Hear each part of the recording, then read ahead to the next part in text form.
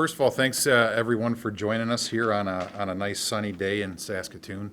I just wanted to start off just giving a little background on Logan, kind of his journey to where he's come to and ended up today. So Logan grew up in Kindersley until the age 11, where his family moved to Melfort. He first started playing football at age 14 at Melfort Collegiate, where he played 9-man football. After playing in high school, he joined the Regina Thunder. With the Regina Thunder in the junior program, Logan became a 4-time PFC All-Star from 2016 to 2019. He was a CJFL All-Canadian in 2018 and the PFC's Most Outstanding Offensive Lineman in 2019. And later that season, he actually joined the Saskatchewan Roughriders on the practice roster, and Logan quickly rose to a starter with the Roughriders.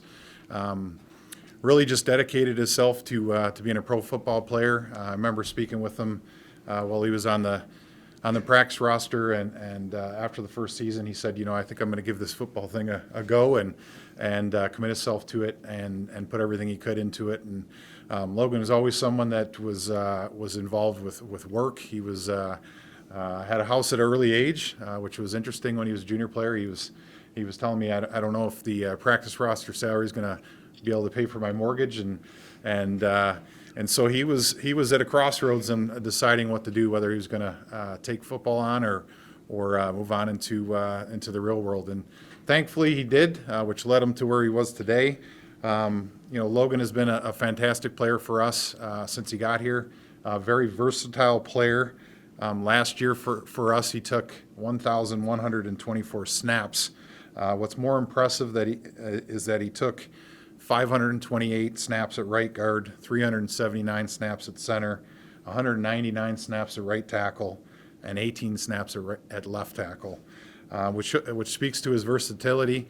Obviously, I think he probably would just like to stay in one spot and play there for the season, but because he's very versatile, very valuable player for us, he's able to move to other positions and really not miss a beat, which is the surprising spot when you can go from one position to another and keep the O-line in function and not really complain about it or say anything making him upset. He'll just fill in where he's needed and away we go. So over the last 47 games that he's played, a very impressive stat that Logan's only been penalized twice in 47 games. I think it's 45 regular season games and 2 playoff games. Speaks to his discipline as a player. Last year, Logan has been named our CFL nominee for Lineman of the Year for the past 3 seasons. Last year, Logan was the West Division's nominee for Outstanding Offensive Lineman of the Year, and he earned his first CFL All-Star. Logan has become a foundational player for our team, just has tremendous value, is involved with the community, and has become a leader in our locker room. So we're here today to congratulate Logan on signing his 2-year extension through 2027, and we're going to open up for questions. Congrats, Logan. Thanks, Joe. Yeah, you bet, man. You bet. I guess Logan, just what does it mean to be able to get this contract done and stick with the Riders for another 2 seasons as a big piece of this core right now? Yeah, it's hard to describe, especially after hearing kind of the journey it's been from all the way back in Kindersley days. Just how much my family's been a part of this, how much they've sacrificed as well in this. So that's who I really think about when this deal was made, and how much support I've had throughout my journey through high school, junior, and now through the CFL. So just incredibly grateful for the organization, for the people that have helped me along the way. Like I said, it's way too many to name. Obviously, I'm going to miss someone out, so I'm not going to individually credit anyone. But first and foremost, my family, and again the club, and anyone that's helped me along this journey. Just a huge honor to be a part of this, and really excited for the next step we're going to take as a team. Do you ever see this coming in your football career, I guess, like being a key core piece to this Roughriders club and playing professionally? Like you said, your journey, you've gone everywhere basically, and now you're among one of the best players in the league. Yeah, when I initially signed with the Saskatchewan Roughriders, it was definitely a pinch myself moment. But then soon after, realizing junior was nowhere to fall back on, that was the next goal, was to grow as a leader on the football team, and eventually continue to lead this team to a Grey Cup, and that's the ultimate goal. That's why we're here. Logan, you mentioned your family. What type of sacrifices have they made to enable you to get to this point and destinations beyond today? Yeah, well, first off, my brother is the one that convinced me to even play football. I was forced into it by him, and extremely grateful for that and the sacrifices he made. Playing, representing Team Canada in China in the Worlds in 2000 and I was 16 or 17, I believe. He sacrificed a lot going around getting me sponsors, and then along the way, just supporting me throughout my football career through junior, always helping me out, trying to sacrifice as much as his time just to help me further my career. Obviously, my mom can't say enough. I'm gonna start tearing up if I talk about her too much, but extremely grateful for all the sacrifices that she's made, and things we went through as a family, and what that's kind of brought us to, and how it's come full circle since that moment as well. My girlfriend Talia, the sacrifices she made, and continues to make, as I continue my CFL career. So just like I said, too many people to name. Anyone that's been with me through my career knows how much they mean to me, and that's where I'm gonna finish that. How did your brother force you into football? Not physically. There was no, wasn't necessarily physical. He played football for the Melfort Comets, and it was a really good opportunity for me to kind of step out of my comfort zone and play. I was just bold, and I played soccer before that, so wasn't your typical athlete you'd see going into football. So he said, you know what, try something new, try this team sport, and it's something that clicked ever since. What is it about being a guy from Saskatchewan, playing for the Riders, and depending on the year, depending on the game, depending on the week, it's either you feel that weight behind you, and then sometimes you feel that weight on top of you a little bit when things aren't going well. But I think that's maybe the beauty of playing for this team in this province and coming from Saskatchewan, I'm guessing. Absolutely, the pressure. I mean, I knew what I signed up for when I played for this province. I saw guys like Dan Clark, like Brendan Labatt, the guys that are from this province, and saw how special it was to them, and kind of passed that torch to me, and now I can carry on that tradition from those Sask boys that really led the way, and also being O-linemen. I mean, it's no secret that O-linemen are one of the closest groups on the football field, and there's a reason for that. We're very family orientated, very close-knit group, and I think it transfers well to the rest of the team, and you can feel that in the room, and it's going to continue to show as the season goes on. And then maybe it's a segue into sort of part two, but there's BC is also a provincial team, but here it just feels like you kind of have a bit more reach, and you really do touch every corner, every part of the province, and then obviously having starting the season off in Saskatoon and then playing the year in Regina has a little bit of an effect on that, I'm guessing. Absolutely, that does, and also the foundation work we do in the off seasons. I mean, being able to go represent the Riders not only during the season but in the off season as well, and be able to reach kids all over the province with our reading program or our mental health program is something really special, and I'm definitely going to be continuing to doing and continue to help grow that game and that mentality throughout Saskatchewan. Logan, how do you explain that penalty stat? You'd think almost by accident someone would end up with more than 2 penalties in 47 games. Are you just that clean a player? I would say guys get lucky for sure sometimes. That definitely adds to some of it.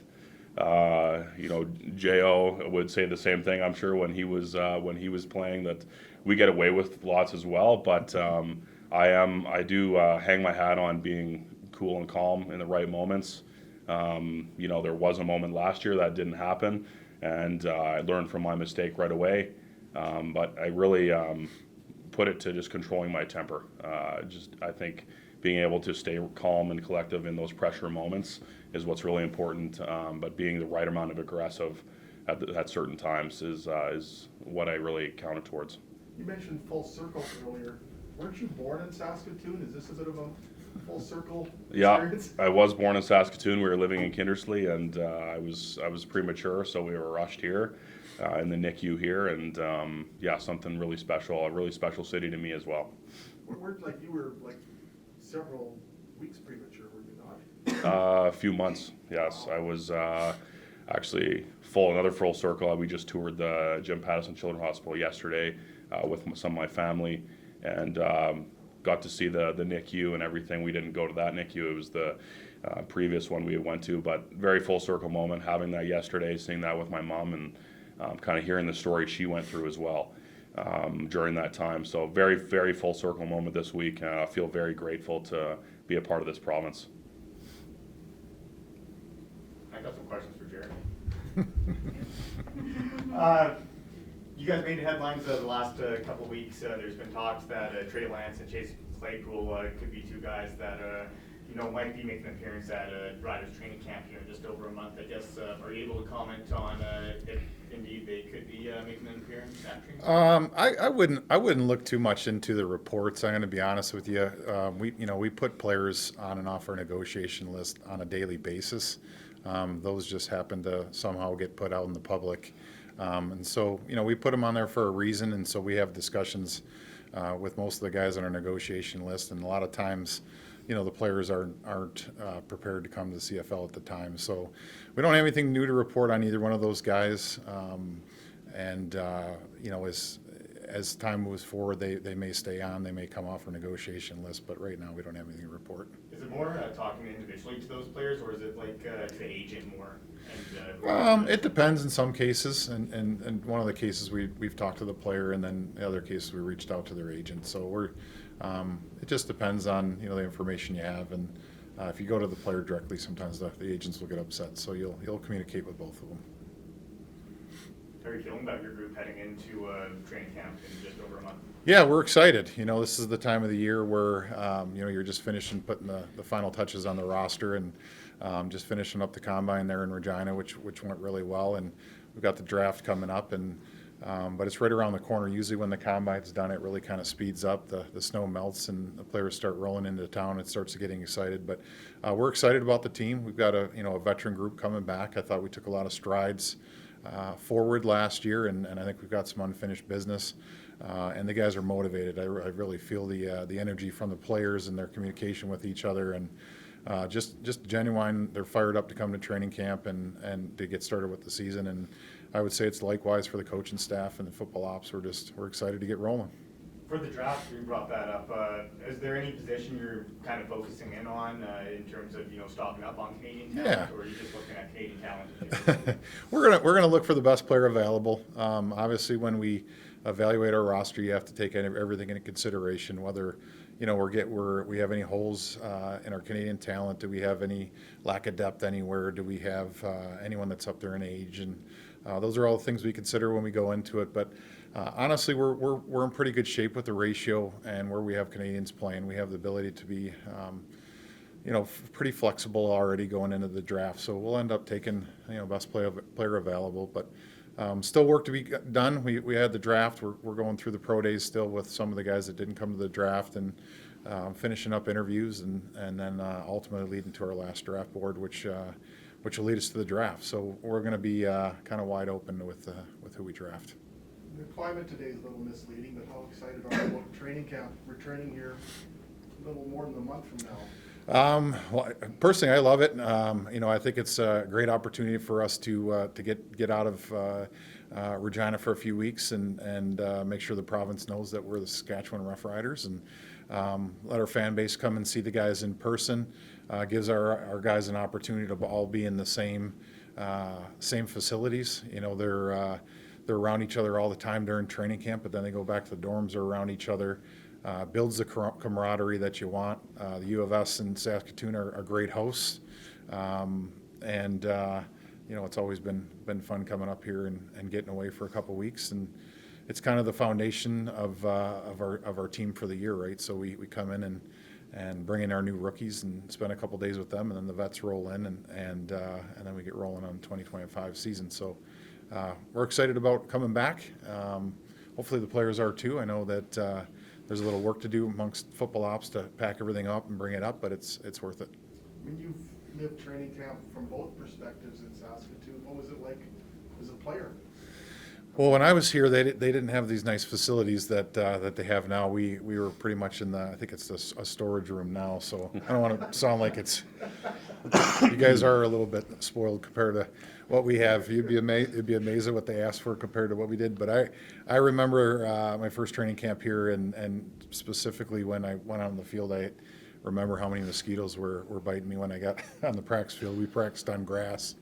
And back then they used to test us and 225 and do some other testing events. We had to do running tests and things like that. We don't do that anymore. So, but it was nice. It was a lot different. The parkade was just a parking lot at the time, and again we practiced on the grass, and we didn't have the nice turf to play on.